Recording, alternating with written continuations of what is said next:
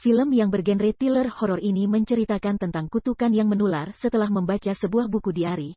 Kutukan ini terjadi pada seorang dokter yang sedang meneliti kasus sebelumnya. Skene berawal dengan memperlihatkan seorang gadis bernama Molly yang sedang menulis buku harian di malam hari. Lalu keesokan harinya sekeluarga menyambut kepulangan sang kakak dengan makan siang bersama.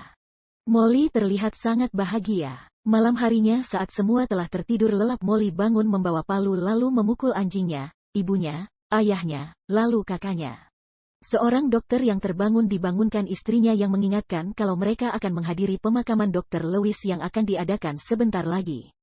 Di pemakaman temannya Jeff bercerita bahwa sebelum meninggal Dr. Lewis sedang meneliti buku harian yang ditulis oleh salah satu pasiennya yang membunuh seluruh keluarganya. Ternyata Molly adalah pasien Dr. Lewis yang selalu berkonsultasi akan mimpi buruknya, bahkan sesekali terlihat tangan Molly dipenuhi memar atau luka gores yang dia bilang didapatkannya saat tidur. Tapi di rekaman videonya menunjukkan Molly tidak pernah tidur, dia hanya menatap ruangan dengan tatapan kosong. Molly mengklaim bahwa membunuh orang tuanya merupakan bagian dari mimpi. Jeff meminta si dokter untuk melanjutkan penelitian Dr. Lewis karena dirinya akan pergi liburan bersama keluarga. Si dokter bertanya apa penyebab kematian Lewis. Jeff hanya menjawab bunuh diri. Di kantor dia mengerjakan kasus yang ditugaskan kepadanya dan membuat laporan dengan merekam suaranya sendiri. Dia menceritakan ulang apa yang terjadi kepada Molly. Molly dinyatakan tidak waras oleh hakim dan dikirim ke pusat evaluasi kejiwaan di mana dia dirawat selama 2 tahun sebelum ditemukan tewas. Si dokter pulang membawa buku harian yang ditulis Molly. Buku harian itu dibacanya sebelum tidur sambil mengobrol dengan istri. Dia membacakan bagian dari tulisan buku itu yang berbunyi, "Warning, buku harian ini milik Molly Mary Goldman, semua isinya rahasia dan bukan untuk dibaca orang lain selamanya. Kepada siapapun yang membaca ini akan dikutuk selamanya." Sejak saat itu si dokter mengalami kejadian aneh. Dia mendengar suara yang membuatnya tidak bisa tidur. Mencari dari mana asal suara itu. Dengan perasaan deg-degan dia membuka tirai kamar mandi anaknya. Namun tidak ada apa-apa. Dia berpikir daripada bikin takut mending tirainya dibuka aja.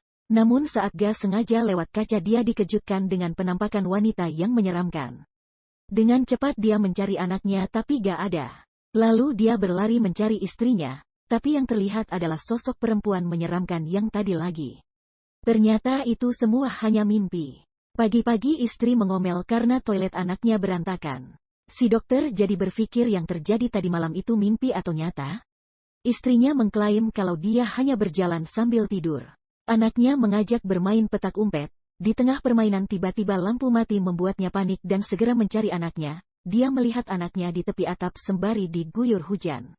Dengan panik dia melompat untuk menyelamatkan anaknya, namun tidak menemukan apa-apa sampai ia terjatuh ke tanah. Ternyata Cindy ada di dalam rumah dan tidak terjadi apa-apa kepadanya.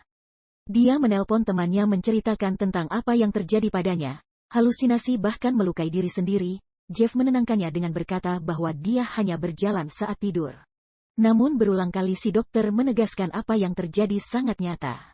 Lalu dia bertanya, apa yang sebenarnya terjadi pada Lewis? Dengan enggan Jeff menjawab dia menembak dirinya sendiri. Dia teringat sesuatu lalu pergi dengan terburu-buru entah mau kemana. Di dalam mobil dia berhalusinasi ada seorang gadis dan menyangkal kalau itu tidak nyata. Ternyata dia mendatangi rumah Lewis dan menemui istrinya. Dia menodongkan pistol memaksa masuk karena ingin mengetahui informasi kematian Lewis. Di dalam mobil si dokter mendengarkan isi rekaman itu yang menjelaskan keadaan Lewis dampak dari penelitian itu. Yaitu insomnia, halusinasi, kecemasan yang meningkat dan tidak bisa membedakan antara mimpi atau nyata. Dijelaskan juga alasan Molly membunuh keluarganya adalah Molly mengalami halusinasi. Molly muncul lagi di sebelahnya dan berteriak dia tidak membunuhnya. Iya, kau membunuhnya. Apa yang kau inginkan dariku? Molly membalas kau berpikir sedang tertidur tapi sebenarnya kau sedang bangun. Perdebatan itu membuatnya tidak fokus menyetir dan mengalami kecelakaan mobil. Di rumah istrinya sedang bercinti dengan seorang pria, tidak lama kemudian si dokter memergokinya dan langsung menembak si pria. Istrinya yang panik berusaha menyelamatkan diri namun tertangkap. Langsung ditusuk dengan pisau. Tiba-tiba dia terbangun lagi di dalam mobil. Dengan marah dia mencari Molly sambil berteriak apa yang kau inginkan dariku. Molly menjawab rasakan akibat dari membaca buku harian seorang gadis. Karena dia telah mengutuk buku hariannya agar tidak ada yang membacanya, jadi kini si dokter tertular dan menyuruh bangun lagi. Dan si dokter terbangun lagi di tempat yang berbeda dengan keadaan bingung. Lalu polisi berdatangan sambil menodongkan pistol. Dia bertanya alasan ingin menangkapnya. Sahabatnya Jeff menjelaskan kalau kau sudah membunuh istrimu. Dengan tersenyum Molly bilang mereka tidak akan mempercayaimu. Saat si dokter akan mengamuk dia ditembak. Jeff yang sedang menelpon tentang pengurusan Cindy, dikagetkan dengan datangnya seorang pegawai yang ingin menyimpan beberapa berkas di gudang. Karena penasaran si Jeff meminta buku harian Molly. Begitu dibaca halaman pertama tertulis, kau akan dikutuk selamanya jika membaca diari ini. Film selesai.